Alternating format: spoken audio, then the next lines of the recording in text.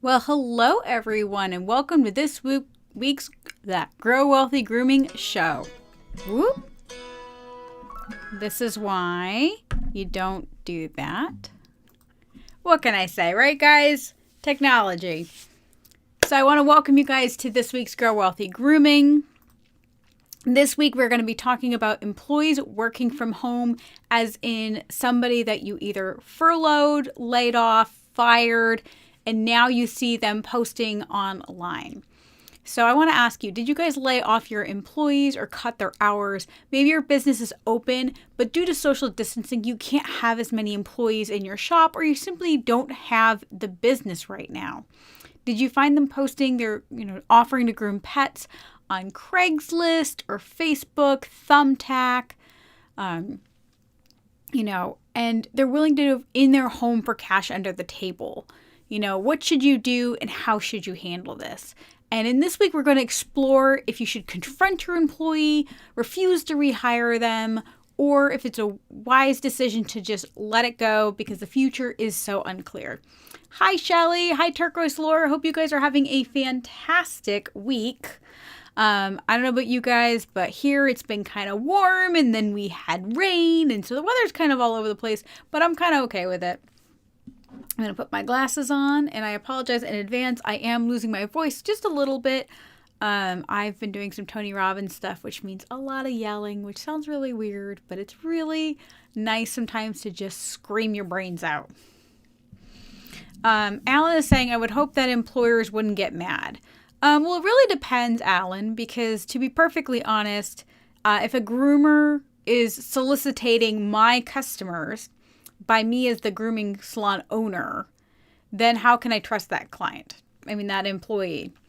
We don't know if they, before they left. In the grooming industry, and I'm not sure if you're a groomer or if you're just someone interested in the grooming industry, they actually can't solicitate employees, or even ex-employees can't solicitate customers that are your customers, because they are legally the property of the business. So they can actually be sued for stealing customers. I'm just going to put my hair down because it looks like I have like this mullet going on. My bangs are growing out. Newsflash, don't get bangs before the zombie apocalypse, because then when you're growing them out, you look like you have a comb over, because they're not quite long enough to be part of the hair, and they're not quite short enough to be bangs. So I look like Jimmy McGill or Saul Goodman, for those of you guys who have not watched Better Call Saul. So, hi Peter, good to see you. And Alan, hello as well. As you guys know, with Grow Wealthy Grooming, too many groomers own a job and not a business. At Savvy Groomer, we teach pet professionals how to make simple changes in their business so they can grow a business that is successful. At Savvy Groomer, we know you want to be the savvy pet professional with a business you can be proud of. In order to do that, you need to know how to manage your business so that you don't own that way you own a business and not just a job. The problem is you hear lots of advice that doesn't actually make a difference, which makes you feel frustrated, overwhelmed, and like a failure. You've been putting in the effort and don't have anything to show for it. We believe no one's dream should fail. I understand I went to learn a lot of my business knowledge the hard way and from outside the grooming industry. I use my expertise to work with clients internationally and have a proven track record. So let's go ahead and begin. I want to begin by saying that every situation is different, and I want you to use, your best judgment and do what's best for you and your business. I'm going to give you guys my perspective, and ultimately you can use this to make up your mind or just help you with your judgment, or even realize that it's not going to, help you. I know a lot of you guys would be super pissed if your employee is trying to drum up business. Or some of you guys may be just concerned that you're going to lose your current clients, especially if they were her clients being groomed in your business. Alan is saying true. If they're trying to take the employer's clients as foul, trying to gather their own, I would have no problem with. Well, we're really going to go through some of the reasoning that may or may not with the person. And again, we don't know. Generally speaking, a lot of grooming businesses, groomers are the one that check in and out the dogs. They have a relationship with the client and the dog. which, as you guys know, I don't think is a very wise decision. And the reason I don't think it's a very wise decision is because then groomers feel like they own those clients. And I know a lot of you guys feel betrayed and hurt by clients that are running, trying to drum up business because they don't own a legal business. They're literally just working basically out of their bathtubs, which, as somebody who has spent, $100,000 on a grooming van, you have to get licensing, insuring. It costs a lot of money. I personally I got to do the math. I spend about $6,000 a year just in insurance. I've had to pay, I pay $2,000 a year just in excise taxes and things like that for my grooming van, not to mention all local and state taxes, licensing, things of that nature. So, I understand those of you guys that feel very betrayed by people basically trying to exploit the situation and make money under the table when you personally have all of these overhead and things that you can't get rid of. It's very frustrating. I'm sure people that own restaurants would feel the same way for people selling food out of their house, and that's tough too because they have to go through all the licensing, all of that stuff to do it the right way, the legal way. And it can be very frustrating to watch somebody who is basically taking advantage of the situation to skirt the system, basically to make extra money when you have to take on the burden of the business because you did it the right way. So let's pretend this is the situation. You had to let your employees go due to either lack of business or your business is closed. Realistically, you're not rehiring anyone for at least 3 to 6 months. Now, depending upon what area you live in, it may be that long, it may not be. It really depends upon, where you live. So here in New England, I live in Rhode Island. They keep talking about reopening Boston in the beginning of May. New York, I really don't see opening up till at least June. But even though they're talking about opening up in May, we're not seeing a decline in infection or people hospitalized, or even honestly, they're saying we're behind the peak, but we're still seeing more cases, so everything's still really muddied. And considering there's only about another week till May, I would highly doubt that my current area will be open in May. More likely, they're going to be open more so in June. But you may be somewhere like Georgia, where they've basically opened most of the state back up. So again, in this situation, let's say you had a W-2 employee, and this is very important. If you had an independent contractor, and we all know that illegal independent contractors, they're not legal employees. You basically pay them under the table. You 1099 them, unless if you are a veterinarian who is 1099ing your groomer and you don't share insurance, you don't share any rent, you don't share utilities, you do not share insurance and phone numbers or any of that, unless if you are doing that and they're two completely separate businesses that do not share clientele, then an independent contractor situation is illegal. It's very difficult to find a legal way to rent a table, or renting booths. It's very rare. It's very uncommon. So I'm not even going to go into independent contractors because the truth is, if you had an employee who was an independent contractor, then they can do whatever they want because they technically legally ran their own business, and now they can do whatever they want. In fact, they could actually legally keep doing this while they're working for you. There's no way to have a non-compete with an independent contractor. Anyway, so in this situation, we're assuming an employee is a W-2 employee, or they were, and they could, and this could be somebody who is either able to get unemployment or, they were in a position where the employee cannot get unemployment. And that's very important too. Different state, different areas. If an employee cannot get unemployment, which there should be no reason they can't get unemployment if they're a W-2 legal employee, that's what's important. If they cannot get unemployment, that's a very different person than if they can get unemployment. So this person, I would assume, because you had a legal W-2 employee, that they were able to collect unemployment. And we're not going to go into if they got kickers or they didn't get kickers. Some areas are getting $600 extra a week. I know some of those things are federal. But I know people, like I live in a 45-minute long state, and I know in Massachusetts even, there are a lot of people who, depending upon if they filed in Rhode Island or filed in Massachusetts, the unemployment, even though it should be very similar because there are federal, stimuluses and this and that, they're just getting treated very different. And so I don't know if that's due to the state government or what, but everything's just kind of a mess at the moment. And I'm sure it'll all shake out, but it's not like you can call the unemployment, phone numbers. Nobody will ever answer. I know. I'm like, let's begin. Anyway. So in the situation, this could be your groomer needing more money to pay the gap between what unemployment is paying them and what they're used to making. Most of us are not going to get all of the money that we were making on unemployment that we were making when we were grooming full time, especially if we were commission based or had really inconsistent income. If your groomer was salary or they were hourly and it was fairly consistent, they're probably going to get close, if not potentially more, for unemployment, depending upon what is going on with kickbacks and things like that, which we're not going to get into. But ultimately, they're probably already losing money. So, they may be doing this in order to get that money to make up the difference. It could also be a groomer who's seeing a hole in the market. I don't know about where you guys are, but people are desperate to get their pet groomed. We have a lot of groomers that are closed. A lot of it is because nobody really knows if we're allowed to be open or we're not allowed to be open.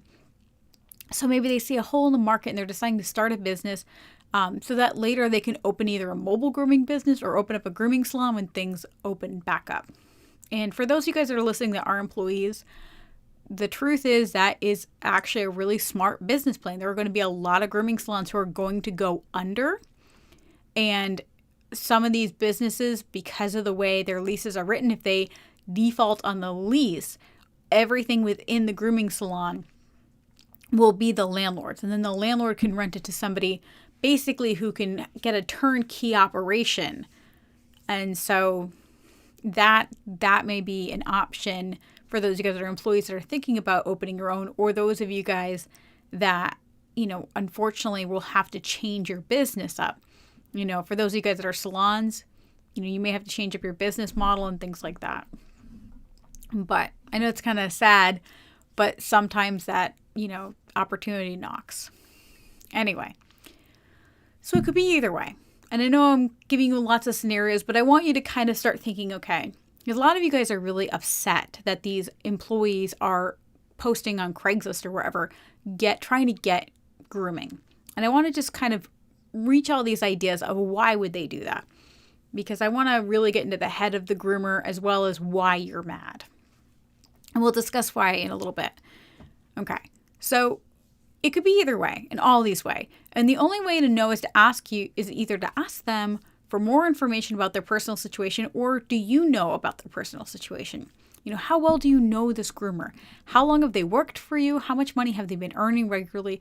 And is that even a livable wage in your area? And I really hate the term livable wage, but we're going to use it for sanity's sake. So the reason I ask is because if I were to pay in my business $15 an hour, which in my area, my minimum wage in my state is $10.10 an hour.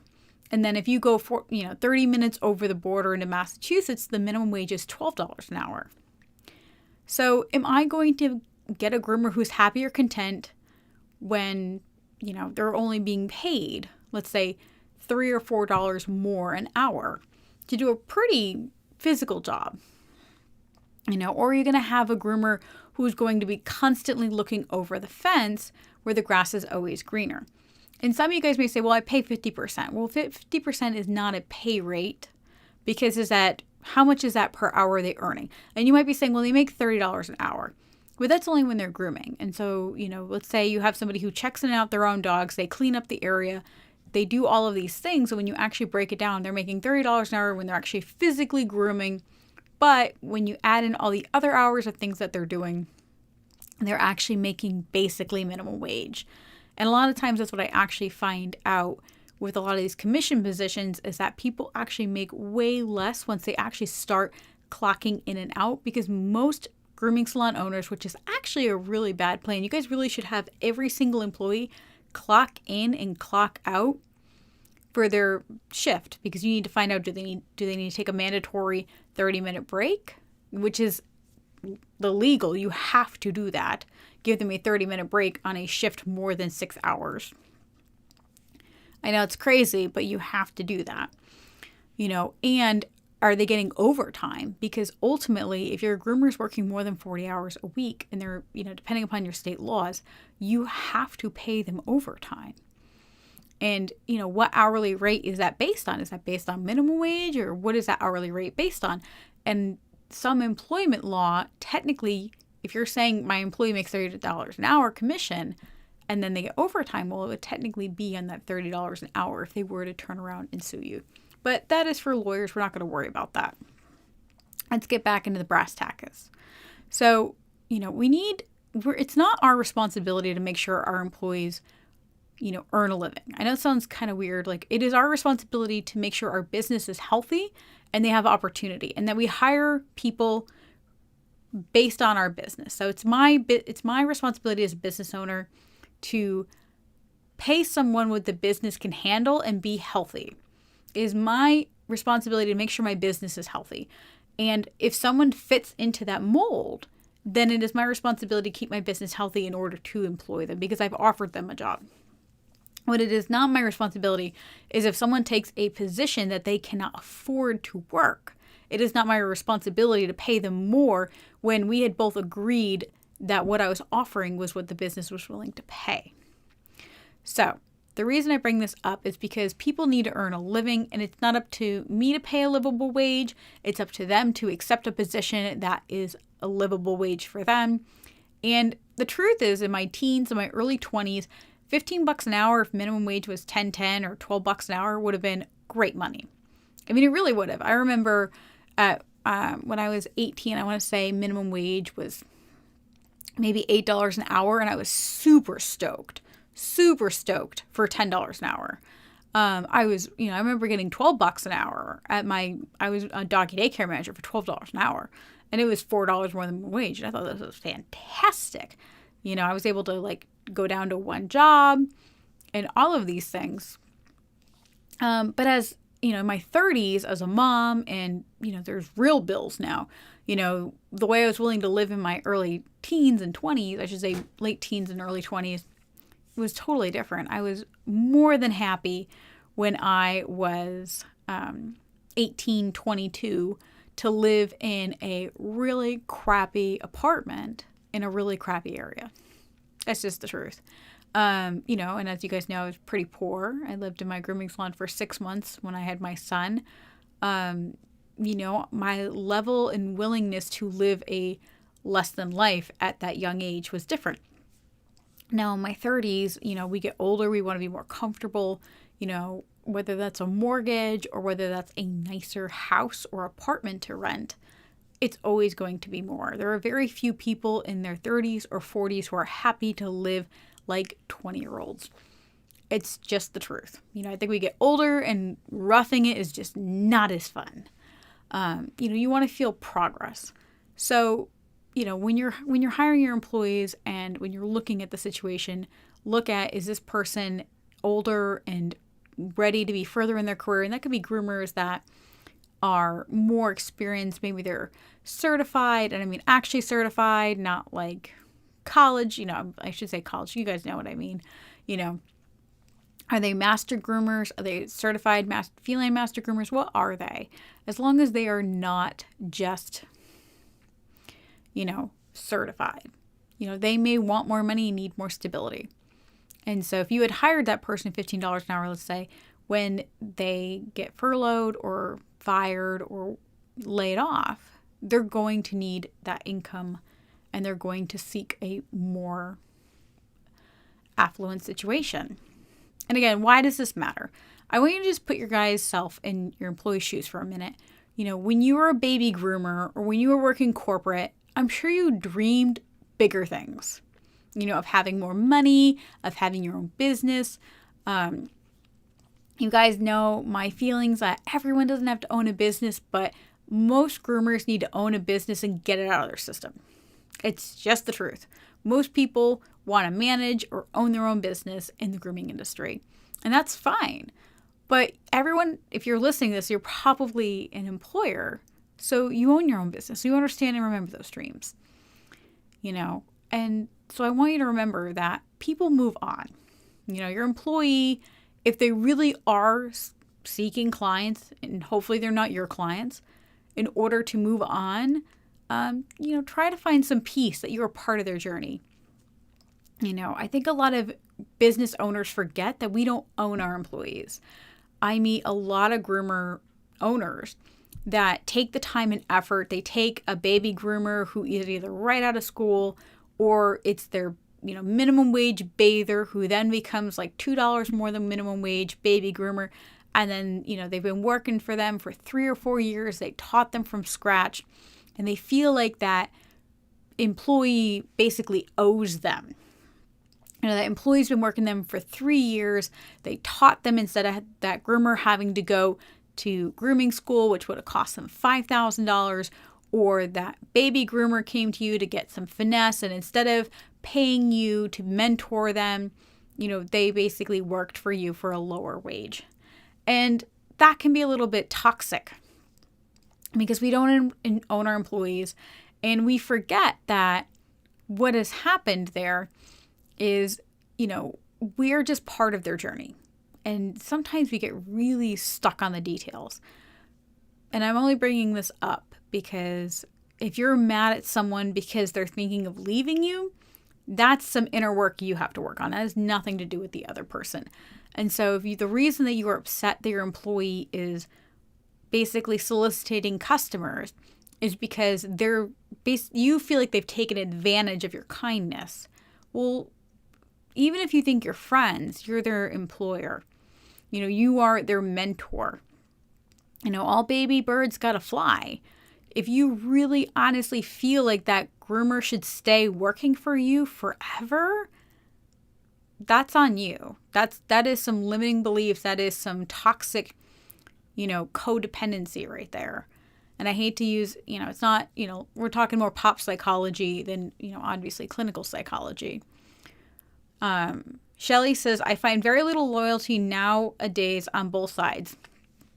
Well, Shelly, I find that when you want loyalty, you have to ask yourself, why should an employee be loyal? If I have been trained by another groomer and I say to them when I start, I want to own my own business, they already know what my dream is. Or on the other side, if I'm an employer and I hire a baby groomer and I hear that they have aspirations of their own, I don't have to work for someone in order to be loyal to them.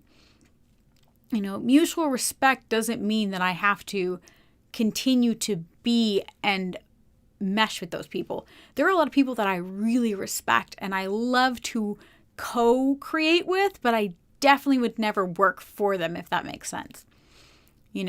Ultimately, most people in this industry want to own their own business. So every time you hire an employee, you need to have that in the back of your mind. And a lot of groomer employees don't feel, again, is it lack of loyalty? And we can go down this other rabbit hole. Maybe I'll make this into another session later. But is it a lack of loyalty or is it a lack of needs being met so people are leaving? I can't be loyal to somebody if I can't feed my family. I can't be loyal to somebody if I'm always tired or, if my back hurts all the time. You guys know I have a back injury. I couldn't work for somebody if I said, hey, I can't groom large dogs. And they kept giving me large dogs. I would have to leave them. Even if I loved that employer, I would have to leave them. The other thing I want to point out is so for some of you guys have, my feelings on groomers checking in and out their own dogs. I think it's wrong. I think that you are setting yourself up for either being stolen from or failure. I think that is very unwise. And part of the reason is before that groomer left, did they keep contacts, whether that's taking pictures of their appointment book? A lot of you guys give them access to client information on their cell phones. I know things like 123 Pet, Mogo, things like that. They do have ways for you not to let them see the client's phone number. But a lot of you guys let them call clients. Well, it's just as easy for them to write that information down or keep that information if it's their clients. And again, it's not their clients unless if they're independent contractors, because you own the client information. You know, it was your money that brought in the marketing in order to gain those clients. We shift a little bit. So if you had let this person create this personal relationship with your customer and you allowed them to create this closeness and everything together, then you're going to have a problem when they leave. So Shelley's using an example if I am putting them in a van. So Shelley, in your instance, you know, owning a mobile business, I would either have a person on the phone that is a dispatcher, but I would probably be the primary dispatcher because I want the clients loyal to me, not to the girl in the van. And I would also switch up who's in the van because I do not want the same groomer going to the same person to create an emotional connection, because if they do that and they want to go and groom, and if they want to go buy a van and basically steal my clientele, it's very easy for them to do so. So, you know, that's what I would do personally. And it's not about a lack of abundance or having a smaller piece of the pie. It just comes down to, I do not want clients to be disappointed if I have to fire a groomer, if they're sick and they cannot work for several weeks. Having customers stuck on one groomer means that they are not flexible. And if you want to have a business that continues to grow, you have to figure that out. Now, if you want to be a one-woman show forever, you can do that. But even then, if you get injured and you need someone to do the work for you, they're going to be attached to you and only want you, which is a totally different problem to have. You know, it's almost the opposite end of the stick. It's like one is, you know, your employee, they're very attached to your employee. So they only want your employee. And if that employee leaves or gets fired, what are you going to do? Send them to that client because now they don't want you, or, you know, they don't even know you very well. And on the flip side, if they know and like you and only you, then they don't want this new employee. And I know we've talked about that in another video about why customers don't necessarily want to just be thrown to another employee when they've really gotten attached to you.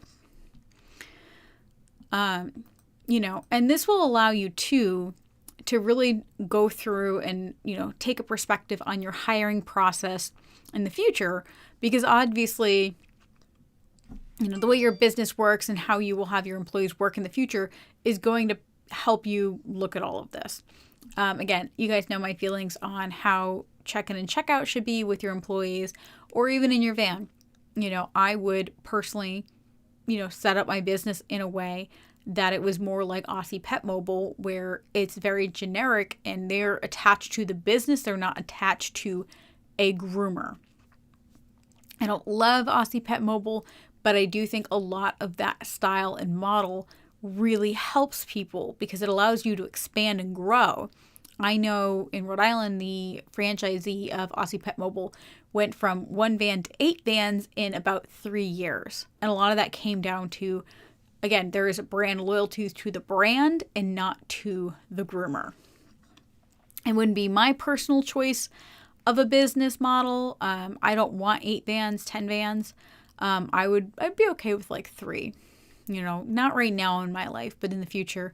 But anything much larger, I am not in that kind of manager. I don't personally want that. But if you're, you know, you really don't make money, and this is just the truth. But if you have 1 van, you don't make money till you do 2 shifts on each van, or 3 vans with about 1.5 shifts. Shelley's saying that business failed in I don't know how to say it, Chico, California. Well, don't forget, Shelley, those are also franchisees, and they generally hire people with no grooming experience.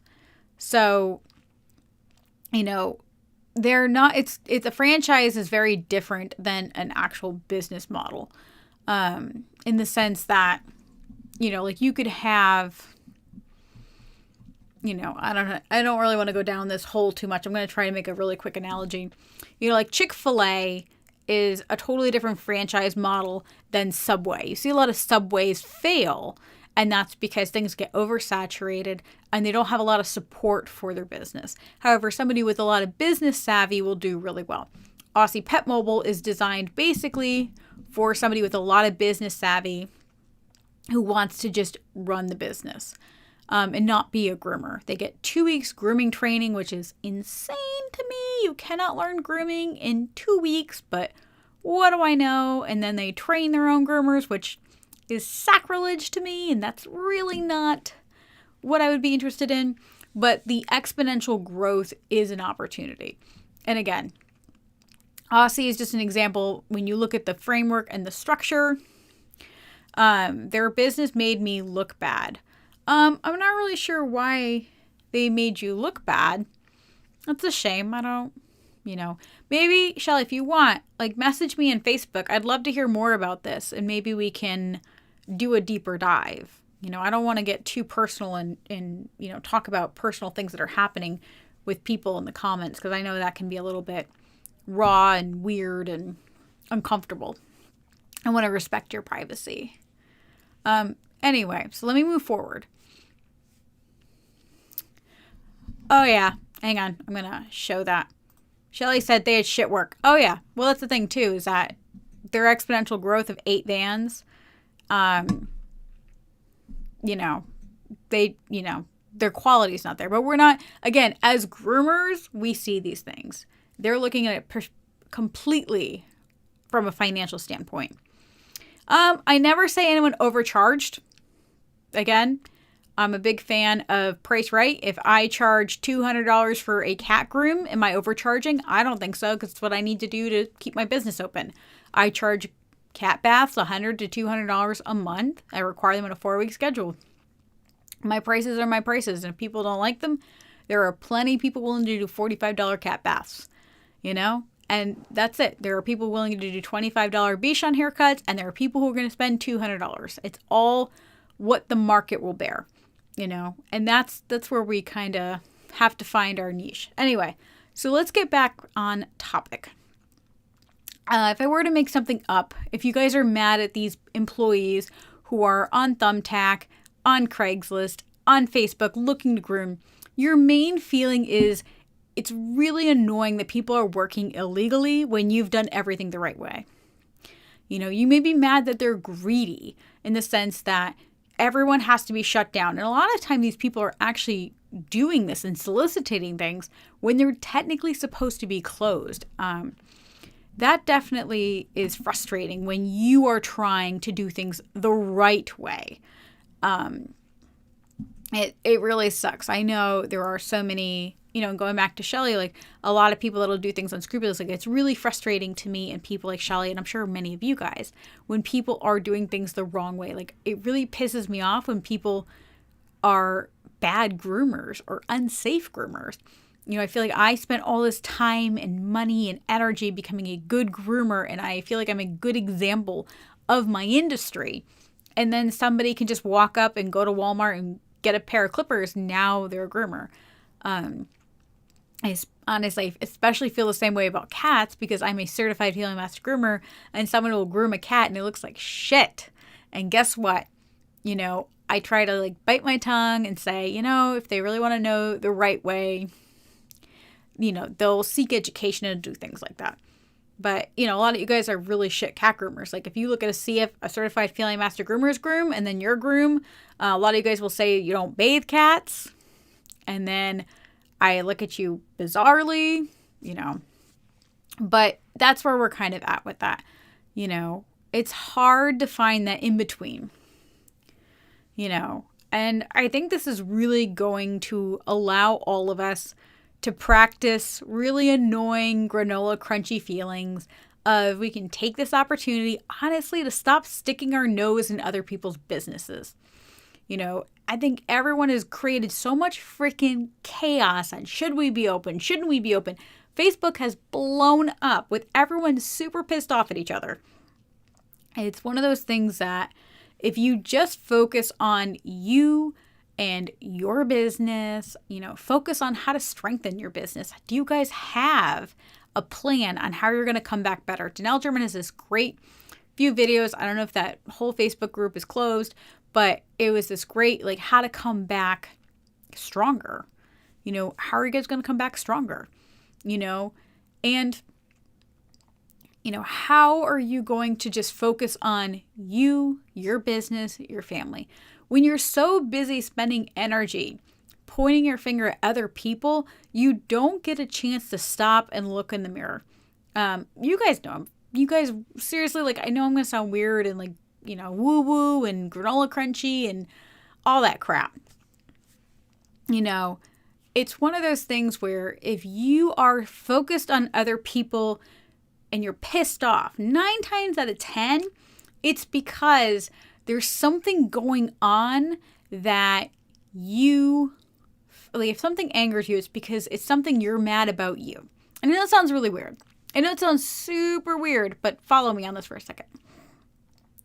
A good example would be, I get really mad when people are really shit cat groomers and they act like they're King Tut. I see Erin saying, I know I'm a mediocre cat groomer. So what part of me gets mad about that is that I'm mad at me because I was that shit cat groomer who thought I was the bee's knees. I had a cat grooming day on Sunday and I was booked 6 months in advance. And I was a bad cat groomer. And I defended all the stupid things I did. I really did. I did bucket bathing. I did not want to bathe a cat. I would talk people out of bathing a cat. I did all of those things. And so when I see this person who is not living up to my standard, I get upset because it reminds me of what I used to be. And the truth is, I really shouldn't be upset about the other way people are living. It's none of my business. It's none of my business what people do or say or be, because all I can do is be a better me. And so in that opportunity, because I'm granola crunchy, I'd be like, you know what, River? Yeah, you used to be a really mediocre cat groomer, but you know what? You stepped up, you take good care of your clients, and if they want to know more about cat grooming, you can offer it to them. I'm a really mediocre dog groomer. I really never loved scissoring dogs, ever. My favorite haircut was a 4 all over, maybe a 4 and then a 1/2-inch snap around teddy bear hair face. I did not want to do any scissoring. Legs, same length as the body. That's my favorite. I love me a good shave down. I love me a good nose to tail 10 strip. Always loved it. Love D-sheds. Don't love scissoring. Don't love patterns. Don't love breed cuts. I did love hand stripping, but if someone called me and wanted a breed standard cut, I would send them to another groomer because I really didn't want to do that. And I'm sure a lot of you guys get mad at people that if you guys are really good pattern groomers, you can do an actual cocker cut, not like a cocker cut or a schnauzer cut, but a real one. And you can do it to breed standard or to competition level standard. You're going to get really upset when you see somebody who does a real shit job. And I'm probably that person, but I don't do that. I'm like, no, take the skirt. We all got time for that. But, when you're upset with somebody, why are you upset? So if you see this groomer sniffing for clients, and this is your groomer, or it's your friend's groomer, and again, notice the words I just said, do you feel like you own your employee?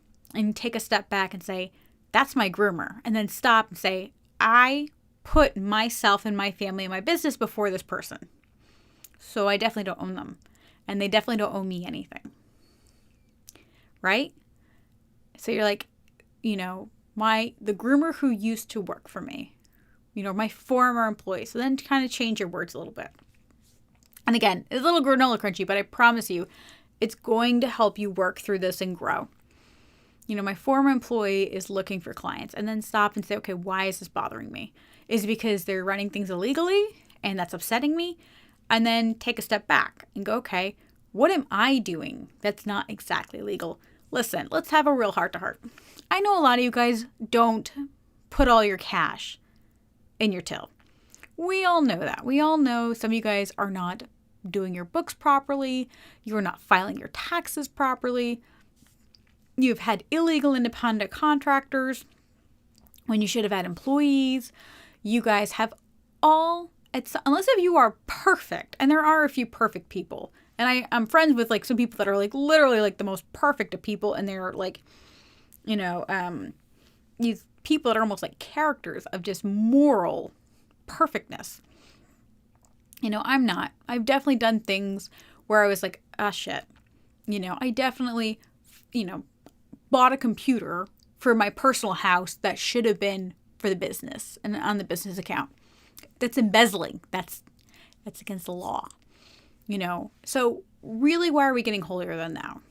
What is our deepest fear? Is our fear that this groomer is going to steal our clients? Well, if you've done good onboarding and you've done things to create loyalty in your clientele and serve them with a level of excellence, they're not going to leave you. They might leave you for now, but if anything, that makes your life a hell of a lot easier when you go back to grooming, because that dog's going to be in better shape, or the cat's going to be in better shape. So what is it about this that is upsetting you, and how can you grow from it? Instead of being mad and pointing fingers at this person, figure out why this is pissing you off, and then reflect it back on you to why it is actually not your fault, but what is it about it that bothers you, and really dig deep. And this is a great time because a lot of us don't have a lot to do at the moment anyway. And you can write these down.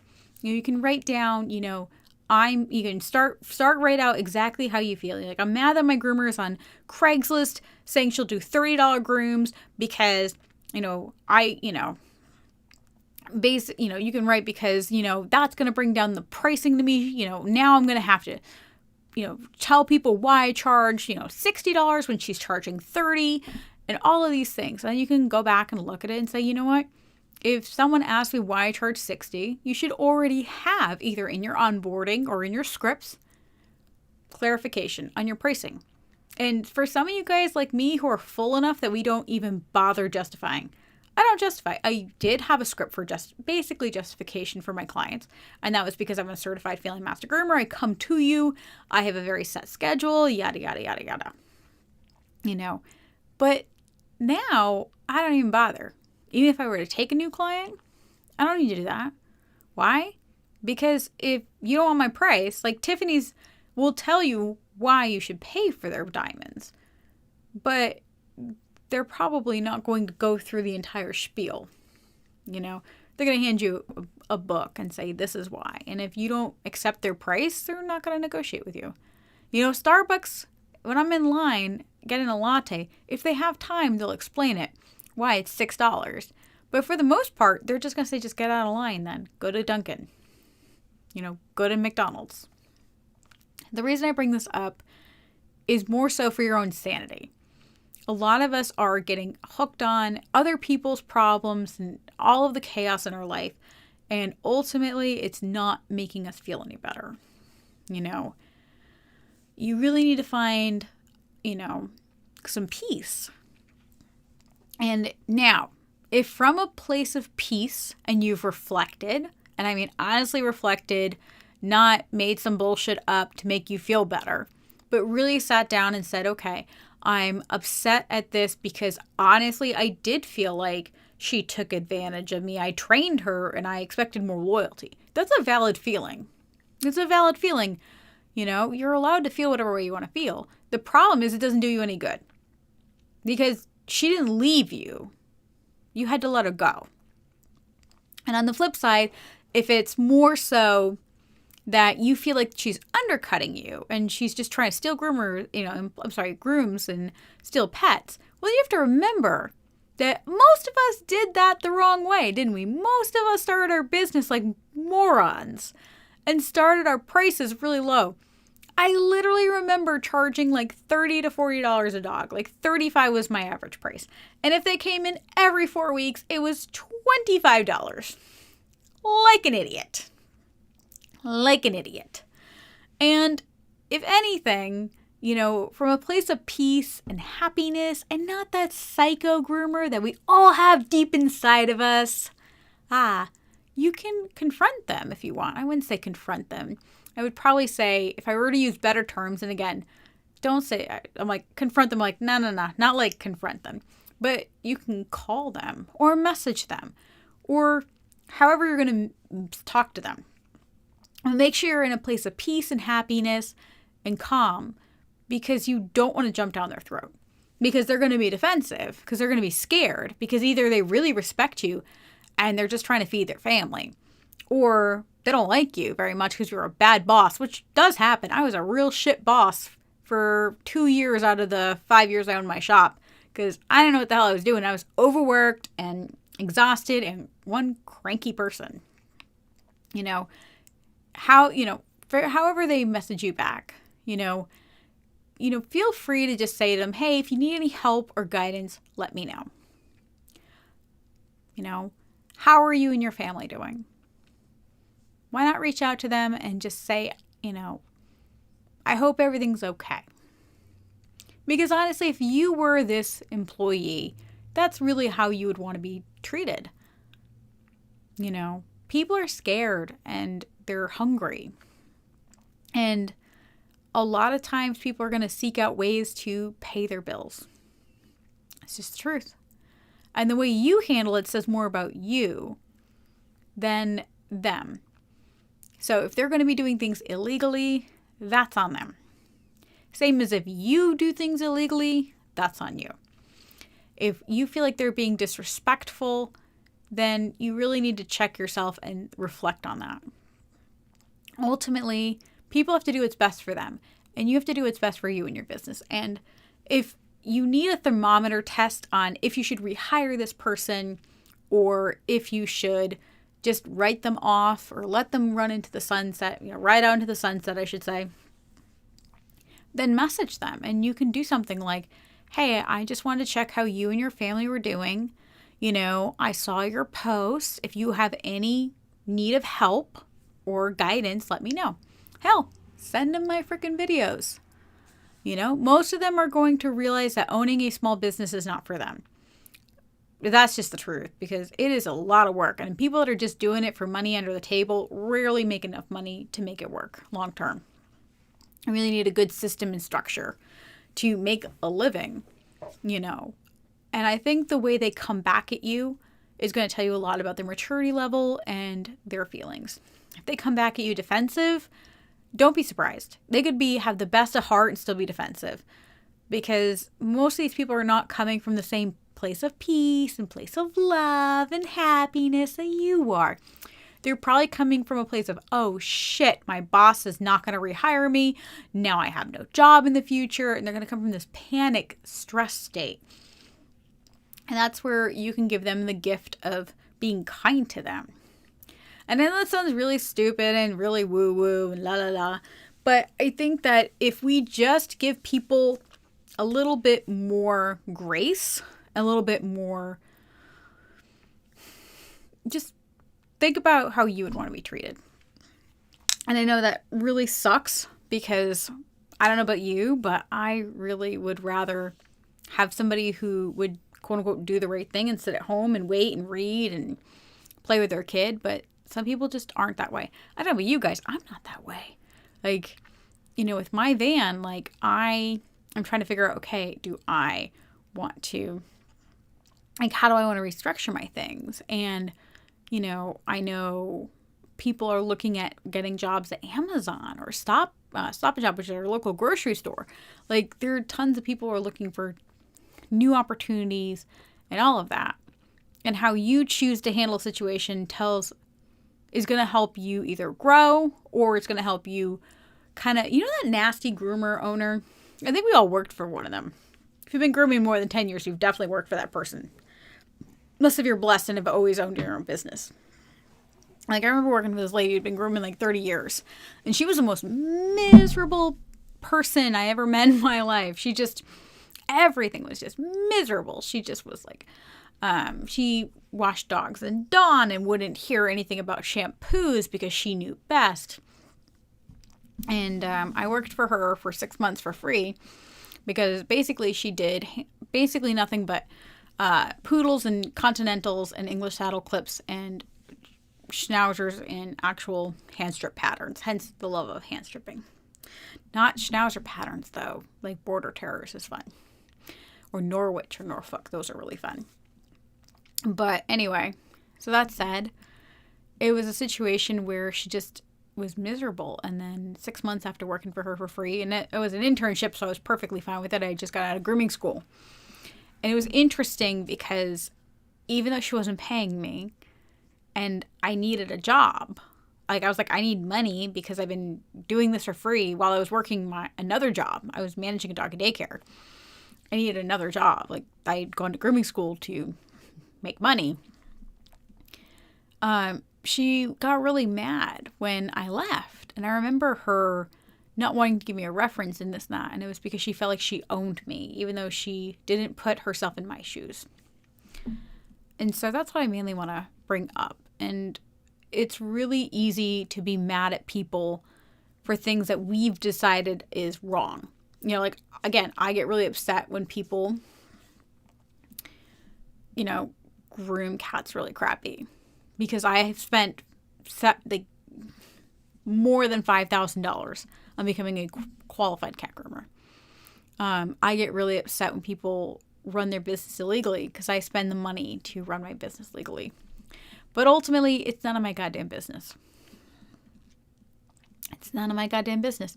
If someone is making a ton of money grooming dogs and their grooms look like crap, it's none of my business. It's really none of my business. And I found that how much happier I am when I focus on me and my business and my coaching clients' business. You know, when I deal with their businesses and I get to watch them grow, it's really fun. And it's really fun when they're so worried about their competition. And I say, you know what? Don't worry about them. Because the more you focus your energy on them, the less energy you have for here. So, you know, there's already enough bad in the world going on. Don't worry about it. You know, and if you want to know whether to hire them, message them, but message them from a place of love and peace and happiness. And that sounds really granola crunchy, but I swear it'll help you. Something kind, like I hope you and your family are doing well. I saw your post. I just want to let you know that if you need anything, I'm here for you. And if you need guidance, I know this great free video, entire video vlog, you know, this girl, River Lee, Savvy Groomer, she'll watch her stuff and then she's going to watch all of it and be like, man, I definitely don't want to own my own business. Let me come work for you. Nah, just kidding. You know, I feel like it's something, it was funny because, you know, when I used to breed and show labs, people would say to me, like, you almost talk people out of owning a lab. And I'm like, well, if you hear all the bad stuff and you still want one, then you'll be fine.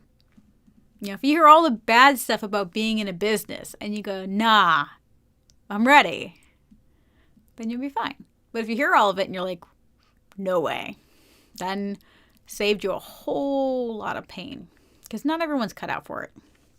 Especially grooming. Oh my God. I can't even imagine these people that come from like corporate America and then want to run in the grooming industry. I mean, this is not for the faint of heart. You know, first anal glance to the face they get. They will regret that decision working with doggies, right? Because that's what we do, right? We just work with doggies all day. So I want to thank you guys so much again for being here with me on this week's episode, which was, you know, another strategy for tragedy, which is my employee is working from home.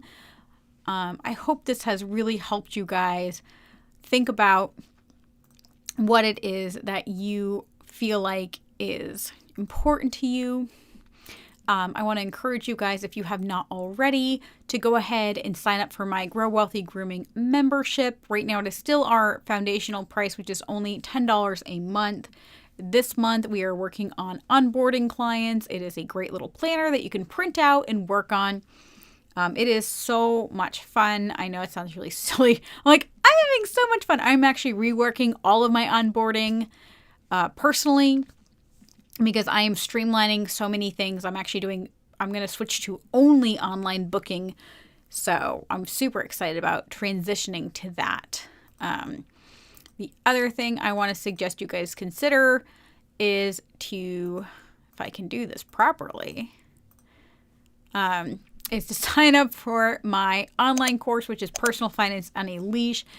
Doing COVID-19, Personal Finance on a Leash is currently 50% off. So instead of a $600 course, it is only a $300 course, which is 3 easy payments of $99. I'm like, I had to think about that. A little brain dead right there. Been a long day, right, guys? As always, I am going to figure out how to turn on my camera because why not, right, guys? This is just, oh boy. Oh boy. There I am. So if you guys don't have any questions, as a matter of ado, I want to thank you guys for being here. I really appreciate it. I love seeing you guys. I really enjoy our time. I appreciate you guys coming live. That way we can have a little conversation. And I hope I never make you guys feel called out or, I'm always going to share my opinions. And we may not agree on each other's opinions. But I'm always going to give you my honest opinion. And you can always tell me to go suck an egg. I'm cool with that. I'm perfectly fine. All right, guys. Well, have a happy week. If you're grooming, have fun grooming. If you're staying home, have fun doing laundry. And if you have time, consider watching more of these videos. Please feel free to share these videos. We're almost to 400 people who are, subscribed to this channel, which is very exciting. I'd love to get to 1,000. That way we can actually monetize this, which would really help with paying for all of the back end stuff. People don't realize how expensive things are, like software and my stupid, Yeti mic and our little blue screen, which is not quite as good as I hoped, but we're working on it. All right, guys, have a great week and happy grooming.